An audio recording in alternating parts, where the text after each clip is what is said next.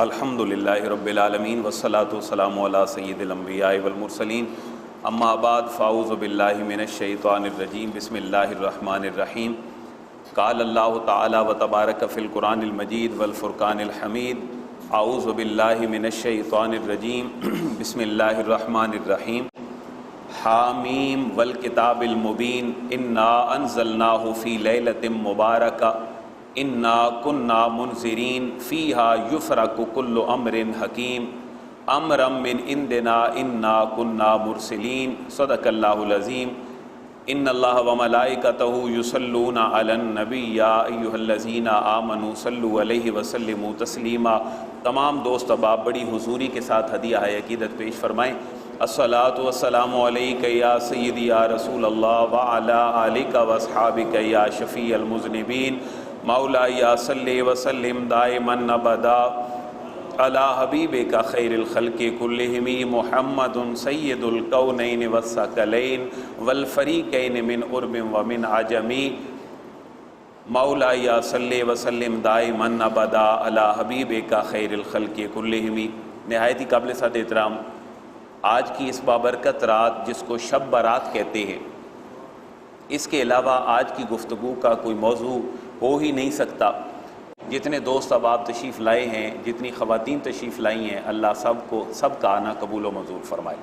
میں نے موضوع یہ دیا تھا دوستوں کو کہ اس رات کے حوالے سے مختلف نقطہ نظر ہیں کہ شب برات کون سی رات ہے اور یہ کہاں سے ثابت ہے۔ اس حوالے سے میں یہ 17-18 منٹ ہمارے اس باقی ہیں پریسکرائب جو ہمارا شیڈیول ہے، اس میں وہ ایک ایبسٹریکٹ اور ایک خلاصہ آپ کے سامنے رکھنے کی کوشش کروں گا اس رات کے حوالے سے۔ لیکن اس سے پہلے یہ بات ایک سمجھ لیں کہ جس معاشرے میں میں نے آنکھ کھولی اور جس معاشرے میں آپ موجود ہیں، اس معاشرے میں شب برات کے حوالے سے لوگوں کی ایکٹیویٹیز میرے خیال کے مطابق تقریباً 3 طریقوں سے رہی ہیں۔ ایک ایکٹیویٹی یہ رہی ہے جو مسجد سے باہر کی ایکٹیویٹی ہے، اور وہ مصروفیت ہے جو پٹاخوں کی شکل میں تھی اور جو ایک ٹرینڈ تھا آج سے پہلے، لیکن شاید آبزرویشن یہ بھی ہے کہ وہ ٹرینڈ اب ختم ہو گیا تقریباً، اگر ہے بھی صحیح تو وہ بہت نیچے آ چکا ہے۔ 2 ٹرینڈ اس کے علاوہ ہیں جن کا شب برات کے ساتھ ایک تعلق ہے۔ ان میں سے پھر ایک ٹرینڈ وہ ہے کہ جس میں میں اور آپ اور ہمارے جیسے لوگ مساجد کو آباد کرتے ہیں، اور چراغاں بھی ہوتا ہے، نوافل بھی ہوتے ہیں، تقاریر بھی ہوتی ہیں، سحری کا انتظام بھی ہوتا ہے، صلاۃ و تسبیح بھی ہوتی ہے، اور یہ ٹرینڈ ہے۔ اور یہ ان 3 گروہوں میں سے کتواں گروہ ہے؟ دوسرا۔ ایک تیسرا نقطہ نظر ان راتوں کے حوالے سے اور خصوصاً شب برات کے حوالے سے یہ رہا کہ اس طرح کی راتوں کا اور اس طرح کی راتوں کے اندر جتنے معمولات ہیں ان کا اسلام سے کوئی تعلق نہیں ہے، بلکہ ان کے لیے بدعت کا لفظ بھی اختیار کیا جاتا ہے، اور جن کاموں کو حضور نے نہیں کیا ان کو میں اور آپ کرتے ہیں، ان کو یہ ٹائٹل دیا جاتا ہے۔ اب کتنے اسکول آف تھاٹس ہمارے سامنے آ گئے؟ 3۔ ایک وہ جو پٹاخوں سے جس کا تعلق ہے، جو مسجدوں سے باہر ہے، وہ ختم ہو چکا ہے۔ اس کو جائز یا ناجائز کہنا عقل انسانی میں ویسے ہی اس کا ایک اسٹرکچر موجود ہے کہ وہ ٹھیک نہیں۔ ہم اس کو نمرود سے ملا دیں پٹاخوں کو یا کسی اور سسٹم سے ملا دیں، وہ ہماری گفتگو سے ہی باہر ہے۔ اب 2 گروہ اور 2 نقطہ نظر اور ہیں، جن میں سے ایک ہے مساجد کو آباد کرنے والا اور ایک ہے اس کی اتھینٹسٹی کا انکار کرنے والا۔ میں تھوڑی گفتگو ان دونوں کے اوپر کرنا چاہتا ہوں۔ جو میں نے آیت مبارکہ پڑھی ہے، یہ آیات مبارکہ ہیں 5، اور یہ ہیں سورہ دخان کے اندر، اور سورہ دخان 25ویں پارے کے اندر موجود ہے۔ سورت کا نام کیا ہے؟ دخان، اور یہ کتنے پارے میں ہے؟ 25ویں پارے میں۔ ان آیات مبارکہ میں اللہ فرما رہا ہے حامیم، یہ حروف مقطعات ہیں۔ یہ لمبی بحث ہے کہ حروف مقطعات کیا ہوتے ہیں، میں اس کے اندر نہیں پڑھ رہا۔ والکتاب المبین، اللہ فرما رہا ہے مجھے کتاب مبین کی قسم ہے۔ قسم کس کا ترجمہ ہے؟ واو کا۔ والکتاب المبین، مجھے کتاب مبین کی قسم ہے۔ کیا قسم ہے؟ انا انزلناہ، ہم نے اس قرآن کو نازل کیا ہے فی لیلۃ مبارکہ، برکت والی رات میں۔ انا کنا منذرین، اور ہم ہی ڈرانے والے ہیں۔ یہ برکت والی رات کی دوسری خصوصیت کیا ہے؟ ایک تو ہو گئی کہ ہم نے کیا نازل کیا؟ قرآن، کتاب مبین۔ دوسری اس رات کی خصوصیت یہ ہے کہ فیہا یفرق کل امر حکیم، اس رات میں ہر حکمت والے کام کا فیصلہ کر دیا جاتا ہے۔ اس رات کی اور پھر خصوصیت کیا ہے؟ امرم من عندنا، ہماری طرف سے جن چیزوں کا حکم ہو چکا ہے، اللہ فرما رہا ہے، وہ لوگوں کے سپرد کر دی جاتی ہیں، اور انا کنا مرسلین، اور ہم ہی اپنے رسولوں کو بھیجنے والے ہیں۔ اب یہ مفہوم آپ ذہن میں بٹھا لیں کہ یہاں اللہ اس رات سے، جو بھی رات مراد ہو، اس رات کی اللہ خصوصیت کی وجہ یہ فرما رہا ہے کہ اس میں کیا نازل ہوا؟ قرآن نازل ہوا۔ اب ایک اور جگہ پر اسی طرح کا تذکرہ ہے جو سورہ قدر ہے، انا انزلناہ فی لیلۃ القدر۔ اب وہاں جو لیلۃ القدر ہے اس میں اور ان الفاظ میں ڈفرنس یہ ہے کہ وہاں ہے لیلۃ القدر، لیلۃ القدر بھی ہے، اور یہاں پر ہے فی لیلۃ مبارکہ۔ اب ایک دیانتدارانہ تجزیہ میرا اور آپ کا منبر رسول کے تقاضے کے ساتھ وہ کیا ہو سکتا ہے کہ اس آیت مبارکہ سے مراد کون سی رات ہے؟ کیا شعبان کی 15ویں رات یا مبارک کی 27ویں رات؟ تو جتنے صحابہ کرام اور جتنے تابعین آج تک گزرے، ان کا موقف اس سورہ مبارکہ جس کا نام ہے سورہ دخان، پارہ نمبر ہے 25، ان کا ٹریٹ اس آیت کے ساتھ یہ رہا کہ اس آیت مبارکہ میں لیلۃ مبارکہ سے مراد ہے 27ویں رمضان المبارک کی لیلۃ القدر۔ وہاں بھی 27ویں مراد ہے اور یہاں بھی وہی رات مراد ہے، لیکن ایک شخصیت ہے جن کا نام ہے حضرت اکرمہ، اور وہ صحابی نہیں بلکہ وہ تابعی ہیں۔ انہوں نے اس کی انٹرپریٹیشن میں یہ بات کی کہ اس آیت مبارکہ میں جو ہے لیلۃ القدر میں، وہاں تو مراد ہے 27 رمضان، کیونکہ اللہ نے اس میں بھی کیا اتارا؟ قرآن۔ اور لیلۃ مبارکہ میں یہاں جو رات مراد ہے وہ شعبان المعظم کی 15ویں رات ہے۔ اب حضرت اکرمہ سے یہ پوچھا گیا، حضور آپ نے یہ انٹرپریٹیشن اس آیت مبارکہ سے 15 شعبان کیسے مراد لی؟ انہوں نے اپنے موقف پہ جو دلائل دیے ان میں سب سے پہلی دلیل ہے امام ترمذی نے جس حدیث مبارکہ کو ذکر کیا۔ امام ترمذی کا جو ایک کیٹاگرائزیشن ہے سیاہ ستہ میں، وہ سب سے پہلے ہے صحیح بخاری، نمبر 2 صحیح مسلم، اور نمبر 3 پہ ہے جامع ترمذی۔ امام ترمذی نے اس حدیث کو ذکر کیا اور حدیث کا نمبر ہے 739، حدیث کا نمبر ہے، اور اس کی راویہ ہیں حضرت اما عائشہ، جس سے یہ پتہ چلتا ہے کہ فی لیلۃ مبارکہ میں حضرت اکرمہ کے نزدیک کون سی رات مراد ہے؟ شعبان المعظم کی۔ بھائی دلیل کیا ہے؟ آپ فرماتے ہیں کہ اما عائشہ فرماتی ہیں ایک رات حضور میرے پاس تشریف فرما تھے، اور میں نے رات کو جب آنکھ کھولی تو میں نے حضور کو اپنے گھر میں نہیں دیکھا، میں بڑی پریشان ہو گئی۔ میں جب باہر حضور کو تلاش کرنے کے لیے نکلی تو میں نے جنت البقیع میں اللہ کے محبوب کو پایا۔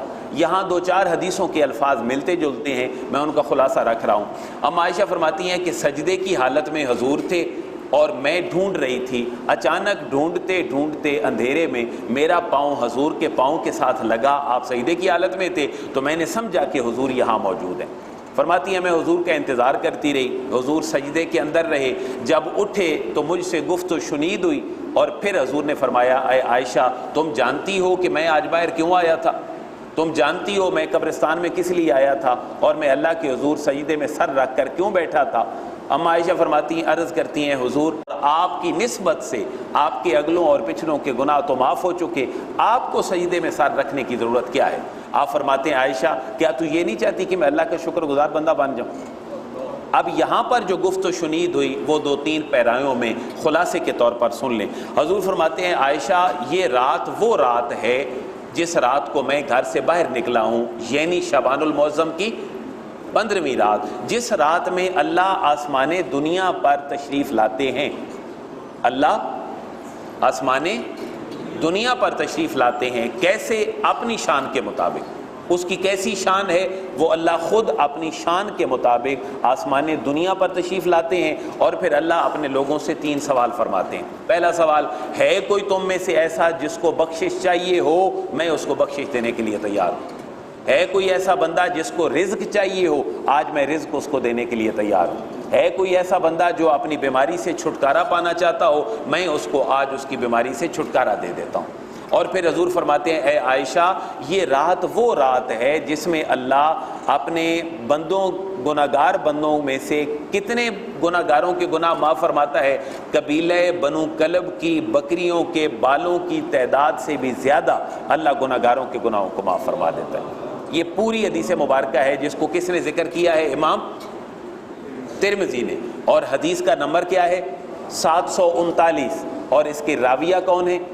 حضرت اما عائشہ۔ حضرت اکرمہ کہتے ہیں کہ میں نے سورہ دخان کی لیلت مبارکہ سے شعبان المعظم کی 15ویں رات اس لیے مراد لی ہے کیوں کہ اس کی سپورٹ میں میرے پاس احادیث مبارکہ موجود ہیں، اور ایک حدیث میں نے آپ کے سامنے ذکر کر دی ہے۔ اس کے علاوہ اور احادیث مبارکہ بھی ہیں جن کو امام ابن ماجہ نے ذکر کیا ہے۔ ابن ماجہ بھی سیاہ ستہ کی کتابوں میں سے ایک کتاب ہے۔ نمبر پہلے پہ صحیح بخاری، نمبر 2 صحیح مسلم، تیسری جامع ترمذی، چوتھی سنن ابی داؤد، پھر ابن ماجہ، اور پھر سنن نسائی۔ تو ابن ماجہ چوتھے درجے کی کتاب ہے، اس میں بھی حدیث مبارکہ موجود ہے۔ اس کے راوی حضرت علی المرتضیٰ رضی اللہ تعالیٰ عنہ ہے۔ اس کا معاملہ بھی یہی ہے کہ جب نصف شعبان کی رات ہو، یعنی کتنی؟ 15ویں، تو اس رات میں قیام کرو۔ یہ بھی کس نے فرمایا؟ حضور نے۔ اس رات میں کیا کرو؟ قیام کرو، اور اس کے دن میں روزہ رکھو، اس کے دن میں روزہ رکھو۔ یہاں ایک چیز تھوڑی سی اور ایڈ کر دیں کہ یہ تو ہے ابن ماجہ کی حدیث مبارکہ، صحیح مسلم کے اندر 4 احادیث مبارکہ شعبان المعظم کی 15ویں تاریخ کے روزہ رکھنے کے اوپر باقاعدہ دلیل کے طور پر موجود ہے۔ کون سی کتاب کی؟ صحیح مسلم۔ کتنی احادیث مبارکہ؟ 4، اور چاروں کے راوی حضرت عمران بن حسین ہیں۔ حسین سین کے ساتھ نہیں ہے بلکہ حسین سواد کے ساتھ ہے۔ حضرت عمران بن حسین کہتے ہیں کہ اللہ کے محبوب نے ارشاد فرمایا کہ پوچھا کہ کیا تم نے شعبان کی نصف کا روزہ رکھا؟ تو جنہوں نے کہا ہاں تو ان کے لیے اپریسیشن تھی، اور جنہوں نے کہا نہیں ان کے بارے میں حضور نے فرمایا اگر تم شعبان کے روزے کا ثواب لینا چاہتے ہو اور تم نے نہیں رکھا تو پھر شعبان کے بعد رمضان گزرے گا، رمضان کے بعد عید گزرے گی، عید کے بعد تم 2 روزے رکھو گے تو تمہیں شعبان المعظم کے 1 روزے کے برابر اللہ ثواب عطا فرمائے گا۔ لیکن شعبان کا روزہ بھی نفلی، اور اس کے بعد جب رکھا جائے گا تب بھی نفلی۔ لہذا یہ کتنی احادیث مبارکہ ہیں مسلم میں؟ 4، جن کو میں نے ابن ماجہ کی اس حدیث مبارکہ کے اندر آپ کے سامنے ذکر کر دی ہے۔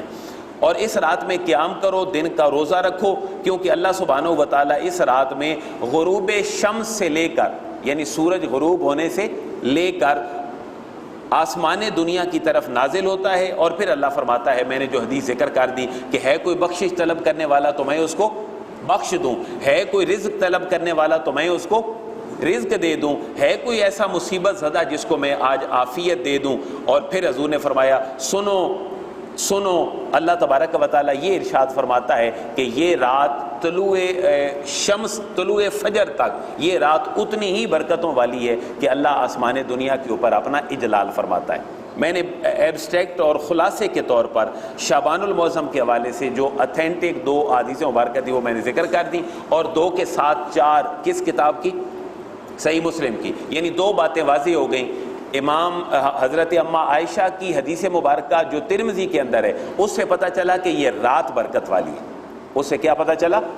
یہ رات برکت والی ہے۔ اب اگلا دن برکت والا ہمیں کہاں سے پتہ چلا؟ صحیح مسلم کی 4 حدیث مبارکہ سے، جن میں سے 4 کے راوی کون ہے؟ حضرت عمران بن حسین۔ اور صحیح مسلم کے اندر باقاعدہ پورا چیپٹر ہے امام مسلم نے باندھا ہے جس کا ٹائٹل ہی شعبان المعظم کے روزے ہیں۔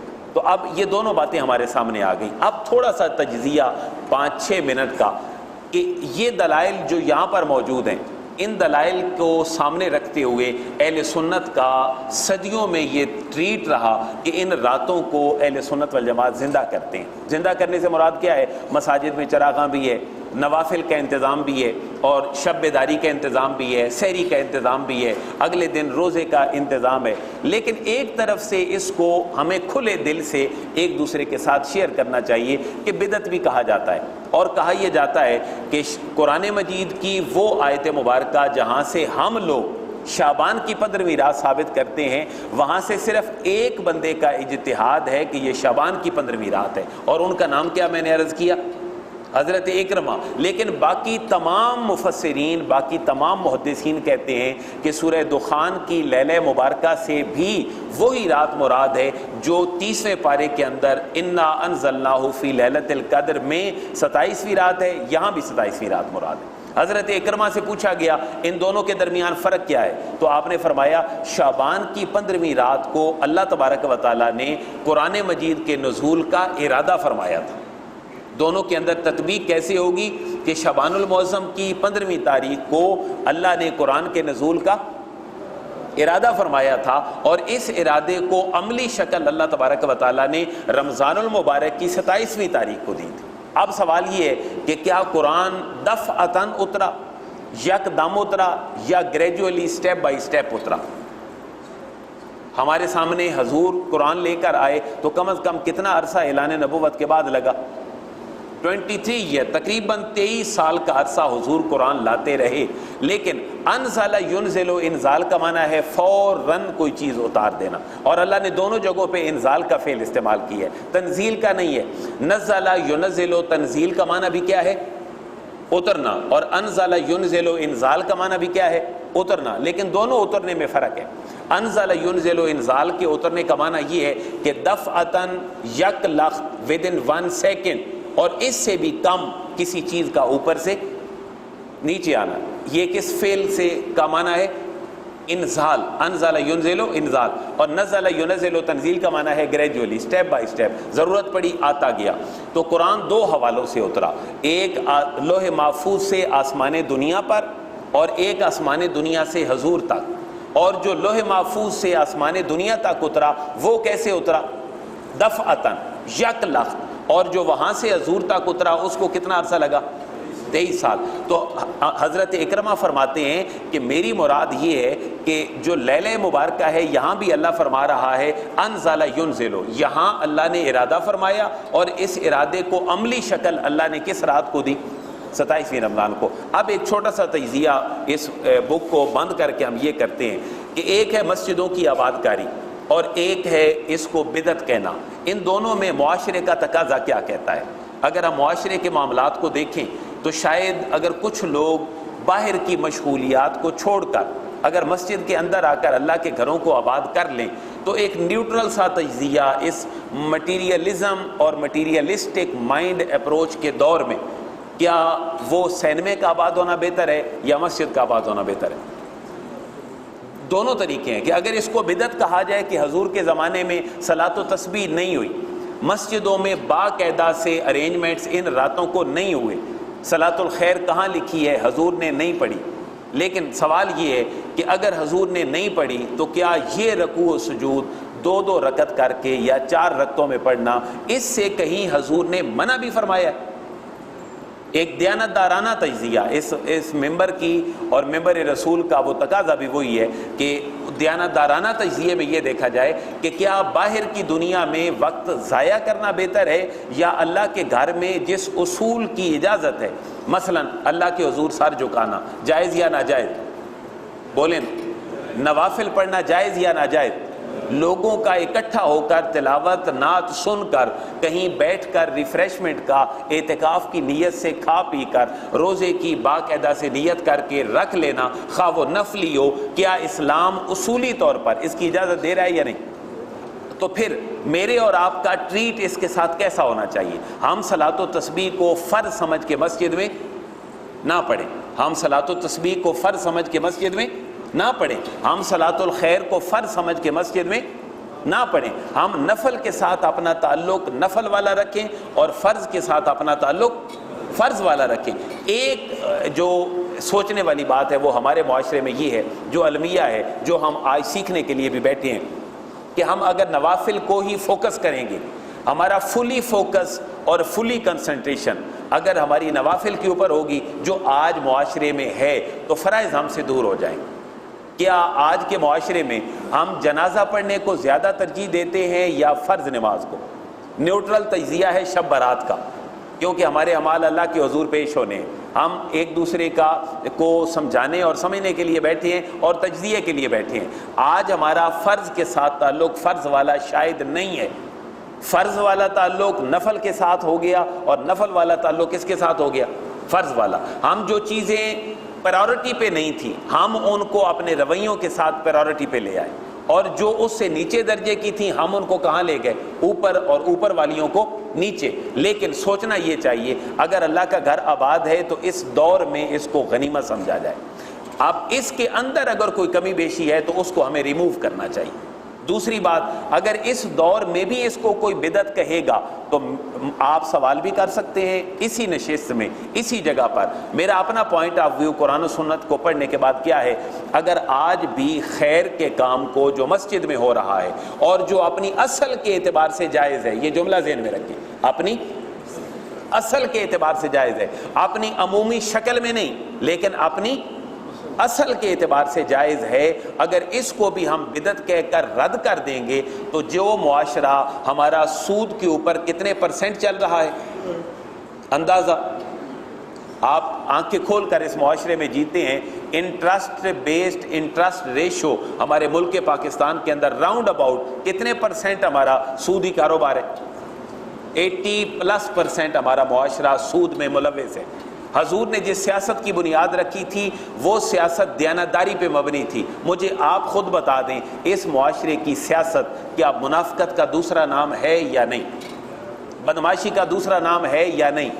اور تیسری بات، کسی بھی معاشرے کی جڑوں کو کھاد اور پانی کا کام دینے والا سسٹم وہ اس معاشرے کا شرم و حیا ہوتا ہے۔ کسی بھی معاشرے کو پنپنے میں جیسے درخت بڑا ہوتا ہے اور کردار ہے، وہ کھاد اور پانی کا کردار کس کا ہے؟ شرم و حیا کا۔ اور آج ہماری گھر کی چار دیواری کے اندر نیٹ، ٹی وی اور کیبل سے لے کر اور ہمارے موبائل کے فتنہ سے لے کر ایک چھوٹے بچوں، نوجوان نسل تک نیٹ اور یوٹیوب اور مختلف جتنے بھی ہمارے پاس سرچ انجن ہیں یا ایک دوسرے کی طرف منتقلی کرنے والے میڈیا اور کمیونیکیشن ہے، کیا ایمانداری سے ہم تجزیہ کریں کہ وہ ہمارے گھروں کے اندر حیا بکھیر رہی ہے یا بے حیائی؟ بالکل دیانتداری سے، جذباتی ہو کر نہیں، کسی مسلک کا جو نمائندہ ہو کر نہیں، بلکہ دیانتدارانہ تجزیے میں کہ اگر مسجد کے اندر بھی ہم خیر کے کاموں کو اس دور کی نزاکتوں کے ساتھ بھی بدعت کہیں گے تو معاشرہ جو سود سے بھرا پڑا ہے اس کو کیا کہیں گے؟ جو معاشرہ اپنی سیاست میں منافقت اور خون ریزی سے بھرا پڑا ہے اور جو معاشرہ سماج ہمارا بے حیائی کے اوپر پنپ رہا ہے، مجھے بتائیں اس کو کیا کہیں گے؟ اب سوال ایک اور رہ گیا کہ کوئی بندہ آپ میں سے مجھے یہ بتائے کہ کسی مسلک کا کوئی بھی نمائندہ، میں اپنے اس جملے کا ذمہ دار ہوں اور شاید اگر یہ گفتگو ریکارڈ بھی ہو رہی ہو، کہ کوئی مسلک کا کوئی بھی مولوی کیا آج تک شملہ پہاڑی یا کسی جگہ پر احتجاج کرتے ہوئے کہ سود حرام ہے، ہم آج کے بعد سود کے خلاف احتجاج کریں گے، ہم جام کر دیں گے ہر چیز کو جب تک اس معاشرے سے سود ختم نہیں ہوگا، مجھے بتائیں کیا علماء مولوی نکلے اس کے لیے؟ ایمانداری سے، بالکل جذباتی کیفیت میں نہیں۔ اس معاشرے کے اندر ٹی وی نے، فلموں نے، ڈراموں نے، بھارتی میڈیا نے، پہلی بات تو یہ کہ اسرائیلی میڈیا نے اور پھر لوکل میں بھارتی میڈیا نے ہمارے بچوں کو کارٹون دکھانے سے لے کر ہماری خواتین کو مارننگ شو دکھانے تک اور ہمارے پورے دن کی تھکاوٹ کا ایک مرد جو شکار ہے اس کو شام کو ٹی وی ٹاک شو میں الجھا کر دینے کے اس معاشرے نے ہمیں کیا دیا؟ کیا کسی مسلک کا مولوی نکل کر اس کے خلاف احتجاج کرتا ہوا آپ کو اور مجھے نظر آیا؟ آپ اللہ کو حاضر ناظر جان کر، جذباتی نہیں، اپنے اندر کے انسان سے بتائیں کیا کبھی کسی مولوی نے ایسا بھی کیا؟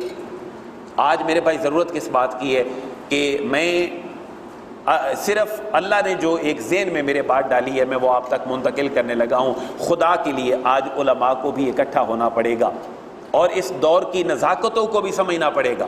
آپ یوٹیوب پہ، نیٹ پہ چلے جائیں، شب برات کتنی بڑی بدعت ہے، کتنا بڑا شرک ہے، اس سے بھی ہمارے پروگرام یوٹیوب کے بھرے پڑے ہیں، اور شب برات کو حلال اور جائز قرار دینے سے بھی پروگرام بھرے پڑے ہیں۔ لیکن کام کرنے کی ضرورت یہ ہے کہ یہ تو اللہ کا گھر آباد ہے، کم از کم یہ ہماری منزل نہ صحیح، یہ جملہ ذرا غور سے سنیے گا، کم از کم نوافل کا اجتماع، صلاۃ التسبیح، صلاۃ الخیر ہماری منزل اور ڈیسٹینیشن نہ صحیح لیکن کم از کم منزل کی طرف جانے والا راستہ ہے یا نہیں؟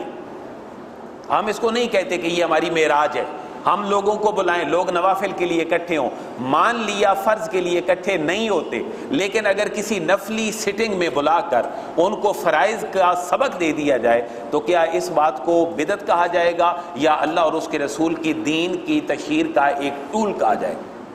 تو اللہ سے دعا یہ ہے اللہ ہمیں نفرتیں نہیں محبتیں بکھیرنے کی توفیق عطا فرمائے، اور اگر علم ایک پاؤ ہو تو شاید اس کو لوگوں تک ڈیلیور کرنے کے لیے حکمت کے لیے 1 کلو دماغ کی ضرورت ہے۔ میری اللہ سے دعا یہ ہے اس معاشرے کو جہاں میں دیکھ رہا ہوں آج علماء کو ایک پلیٹ فارم پہ جمع ہونے کی توفیق عطا فرمائے۔ اور ایک اور بات دکھ کے ساتھ عرض کر رہا ہوں، ہمارے 70% وسائل ہر مکتبہ فکر کے وہ دوسرے مکتبہ فکر کے خلاف خرچ ہوتے ہیں۔ آپ اس بات سے ایگری کرتے ہیں؟ ہماری ساری کھالیں، ہماری ساری زکاتیں، ہماری ساری ڈونیشن صرف دوسرے کو نیچا دکھانے کے لیے ہوتی ہیں۔ میں ایک مثال دے رہا ہوں، عرض کر رہا ہوں کہ اگر ایک مکتبہ فکر تلاوت کو اور نعت کو رواج دیتا تھا تو آج وہ یہ کہنے پہ مجبور ہے کہ محفل حمد کے ساتھ محفل نعت بھی ہوگی۔ وہ اپنی محفلوں کو حمد کے ساتھ نعت جوڑنے کے لیے کیوں تیار ہے؟ اور آج ہمارا اہل سنت والجماعت مکتبہ فکر اپنی محافل میلاد کے ساتھ عقیدہ توحید سیمینار کرنے پہ کیوں مجبور ہے؟ کبھی سوچا آپ نے؟ کیوں کہ ہر ایک نے ایک معاملے میں آگے چل کر اتنا غلو کر لیا کہ اس کو تھوڑا آگے چل کر احساس ہوا کہ مجھے کچھ اور بھی ساتھ لے کر چلنا ہے۔ آپ کو میری بات سمجھ آ رہی ہے کہ محفل حمد کے ساتھ آج ہمارے بھائی محفل نعت لگانے کے لیے تیار ہوئے یا نہ ہوئے؟ بولے نا۔ محافل میلاد کی جگہ پر حضور کی یاد پر اکٹھا ہونے کے لیے سیرت النبی کی محافل انعقاد کرنے پہ مجبور ہوئے یا نہ ہوئے؟ بولے نا، مجبور ہوئے۔ اور ہمارے لوگ اہل سنت والجماعت حضور کی محافل میلاد کو وہاں تک لے گئے کہ آج انہوں نے اس بات کی ضرورت محسوس کی کہ ہم زیادتی کا شکار ہو گئے، عوام ہمارے ہاتھوں سے نکل گئی۔ ایزی اسلام کے نام پر ہم نے بہت کچھ عوام تک غلط دے دیا۔ اب انہوں نے یہ سوچا کہ محافل میلاد کے ساتھ بھی کیا ہونا چاہیے؟ ان محافل کا توحید کا بھی ایک اقرار ہونا چاہیے۔ تو آج یہ رات مجھے اور آپ کو میسج یہ دے رہی ہے ہم چھوڑ دیں اس کا جواز کہیں ہے یا نہیں۔ کم از کم اتنی بات ہے کہ اس رات کو ایک امت مسلمہ کا جمع غفیر اکٹھا ہے اور ہم اللہ کے حضور اجتماعی توبہ کے لیے حاضر ہیں۔ اللہ ہماری اجتماعی توبہ کو قبول فرما دے۔ اور ہم ناداں ہیں اپنے ماضی کے کیے ہوئے کاموں پہ، جس لیول پہ بھی ہیں، عالم ہیں تب بھی، عوام ہیں تب بھی، امام ہیں تب بھی، مقتدی بھی تب بھی۔ کیوں؟ مقتدی بھی انوالو ہے اس گناہ کے اندر۔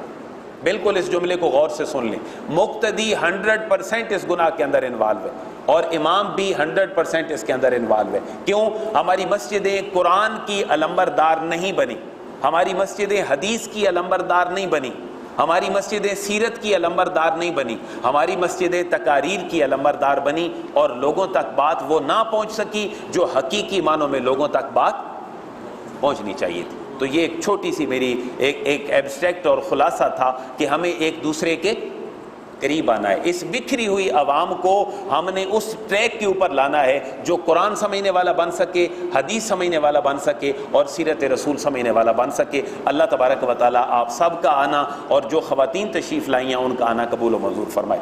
اور میں خصوصی میسج اس مسجد کے ذریعے، اس پلیٹ فارم کے ذریعے خواتین ماؤں بہنوں کو یہ دینا چاہتا ہوں، آج آپ کی ذمہ داریاں اور بڑھ چکی ہیں۔ پہلے بچے کو ڈی ٹریک کرنے کے لیے اور ٹریپ کرنے کے لیے شاید اس کا صرف ایک برا دوست اس کے لیے کافی ہوتا تھا، لیکن آج اس کو ایک ایک قدم پہ، میں ذمہ داری سے کہہ رہا ہوں، مجھے آپ ٹوک بھی سکتے ہیں، نصاب تعلیم سے لے کر ہمارے گھر کی خلوت کی کسی اے سی والے کمرے میں لگے ہوئے ٹی وی، نیٹ، کیبل اور موبائل تک آپ کے اور میرے بچے کو ایک ایک قدم پہ ایک چیلنج نہیں، سینکڑوں ہزاروں چیلنجز کا سامنا ہے۔ اتفاق کرتے ہیں اس بات سے؟ آج یہ ذمہ داری والدہ کی ہے، آج یہ ذمہ داری والد کی ہے۔ اگر بچے حسن و حسین جیسے پیدا کرنے ہیں تو مائیں کیسی ہوں گی؟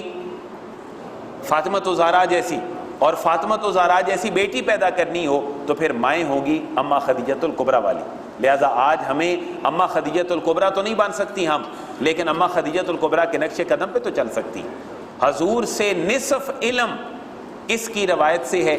اما عائشہ۔ حضور نے فرمایا خذوا نصف دینکم عن الحمیرہ، تم آدھا دین حمیرہ سے لے سکتے ہو۔ تو آج ہماری عورت، آج ہماری ماں، آج ہماری بیٹی کس لیول پہ کھڑی ہے؟ میرا مغرب کے بعد ایک جگہ پہ بیان تھا، ایک بندے نے سوال کیا کہ کیا مسجد میں عورتیں آ سکتی ہیں یا نہیں؟ سمپل سی بات یہ ہے کہ عورتیں اگر مسجد میں نہیں آئیں گی تو مجھے اس بھری مجلس میں آپ سینکڑوں لوگ موجود ہیں، کوئی یہ بتائے وہ دین کہاں سے سیکھیں گی؟ چلے مسجد میں نہیں آتا کوئی، باہر رہیں، لیکن وہ دین اور کہاں سے سیکھیں گی؟ ان کا 1 2 3 آپ آپشنل مجھے کیس بتا دیں کہ عورت اگر مسجد میں دین نہیں سیکھتی تو کہاں سے سیکھ رہی ہے؟ اس کا کوئی ایک ٹول کسی بندے کے ذہن میں ہو وہ میرے سامنے بتا دے کہ عورت وہاں سے بھی دین سیکھ رہی جی۔ یہ کوئی میں وہ والہانہ تقریری انداز میں نہیں ہوں، ہم انالیسس کر رہے ہیں اور ایک دوسرے کے اندر سمجھنے سمجھانے کی کوشش میں مصروف ہیں۔ عورت بازار جاتی ہے، کیا کوئی فتویٰ کسی سے لے کر جاتی ہے؟ بتائیں نا۔ عورت قبرستان جائے تب بھی فتویٰ، عورت مسجد میں آئے تب بھی فتویٰ، عورت بازار جائے تو کبھی کسی مسلک کے بندے نے فتویٰ نہیں دیا۔ لہٰذا یہ اللہ کا ایک اجتماعی عذاب ہے جس کا میں اور آپ اور یہ پورا معاشرہ اس کے اندر انوالو۔ تو اللہ سے دعا یہ ہے خواتین اویئر رہیں، رمضان المبارک میں تشریف لائیں، بلکہ آپ لوگوں کی ذمہ داری ہے آپ جو کچھ سیکھیں وہ اپنی خواتین تک ضرور پہنچائیں۔ میری اپنی رائے یہ ہے ذاتی، جو میں اس 20 سالہ اپنے کیریئر میں جو مسجد اور ممبر کے ساتھ وابستگی کے ساتھ ہے، 97 سے لے کر ٹل دس ڈے، میں اس نتیجے پہ پہنچا ہوں ہمارے معاشرے کا ماحول ٹھیک نہیں ہو سکتا جب تک ہماری مسجدیں آباد نہیں ہوں۔ اور ہماری مسجدیں صرف نماز کے لیے نہیں جو آج ہو چکی ہیں، مثلا ہم کس لیے آتے ہیں؟ وضو کیا، نماز پڑھی اور گھر میں واپس چلے گئے، کوئی اور پرپز مسجد میں آنے کا؟ بتائیں نا۔ مسجد ایک whole, as a whole Islamic centre ہونا چاہیے۔ آپ کی شادی بیاہ کا حال مسجد کے ساتھ متصل ہونا چاہیے۔ کیا عورت لکھ دیا جائے کہ یہاں پر وہ خواتین اور وہ مائیں اور وہ باپ اپنی بیٹیوں کی شادیاں کر سکتے ہیں جو اپنی شادی حضرت فاطمہ الزہرا کے طریقے کے مطابق کرنا چاہتے ہیں؟ مجھے بتائیں، انسان کے اندر تو مذہب رکھا ہے، فطرتی طور پر ایک سافٹ ویئر اللہ نے انسٹال کر دیا کہ تمہاری فطرت کیا ہے؟ دین اسلام۔ مجھے بتائیں ہمارے معاشرے میں بے حیائی شادیوں والی ختم ہو سکتی ہے یا نہیں؟ بے پردگی ختم ہو سکتی ہے یا نہیں؟ خواتین الگ سے مسجدوں میں آئیں، ہم اپنے گھر کا چوکیدار بھی رکھتے ہیں، اپنے گھر کا سیکورٹی گارڈ بھی رکھتے ہیں، اپنے گھر میں ڈرائیور بھی رکھتے ہیں، کیا خواتین کے مسجدوں میں آنے والے راستوں کو 5 نمازوں کے لیے پرامن نہیں بنا سکتے؟ بتائیں نا۔ یہ ہمیں کرنا ہے، اگر ہم نہیں کریں گے تو ہم معیشت کے جس جونی چکر میں پڑے ہیں ہماری عمریں تباہ ہو جائیں گی اور ہم اس نسل کو کچھ بھی نہیں دے کر جائیں گے جس نسل کے لیے اللہ کے حبیب نے طائف کے میدان میں چل کر پتھر بھی کھائے تھے۔ اللہ تعالیٰ سے دعا یہ ہے کہ اللہ جو ان پروگراموں کو بدعت کہتے ہیں ان کو بھی ہدایت عطا فرمائے، اور جو ان پروگراموں میں صرف نوافل پہ کنسنٹریٹ کر کے باقی فرائض کو ریموو کر کے اپنی پوری زندگی سے اس کے اوپر آتے ہیں، اللہ ہمیں بھی ہدایت عطا فرمائے، ہمیں اسلام کو اسلام کی روح کے مطابق سمجھنے کی توفیق عطا فرمائے۔